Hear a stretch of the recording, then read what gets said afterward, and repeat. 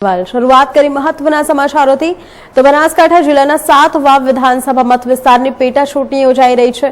આપને જણાવી દઈએ કે જે અંતર્ગત વિવિધ 192 મતદાન મથક કેન્દ્રો પર આવેલ કુલ 321 પોલિંગ સ્ટેશન પર સવારે 7 વાગ્યાથી શાંતિપૂર્ણ માહોલમાં મતદાન પ્રક્રિયા શરૂ થઈ છે।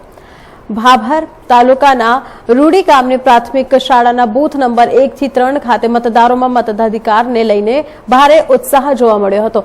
સવારથી જ મતદારોની કતારો જોવા મળી રહી છે। મતદાર સહાયતા બૂથ પર મતદારોને મતદાર ક્રમાંક અને બૂથ નંબર વિશે માહિતી આપવામાં આવી હતી। રૂડી ગામના યુવાથી લઈને વૃદ્ધ મતદારો ઉત્સાહ સાથે મતદાન કરવા પહોંચ્યા હતા। યુવા મતદારોએ ત્રીજી વખત પોતાના મતાધિકારનો ઉપયોગ કરીને લોકોને વધુમાં વધુ મત આપવા અપીલ કરી હતી। આ ગામમાં 80 વર્ષીય વૃદ્ધે પોતાના પરિવાર સાથે લોકશાહીના પર્વ એવા મતાધિકારનો ઉપયોગ કર્યો હતો। તેમણે જણાવ્યું હતું કે તેઓ સંયુક્ત કુટુંબમાં રહે છે અને પરિવારના દરેક સભ્ય આજે મત આપવા માટે આવ્યા છે। તેમણે લોકોને વધુમાં વધુ મતદાન કરવા અપીલ પણ કરી હતી।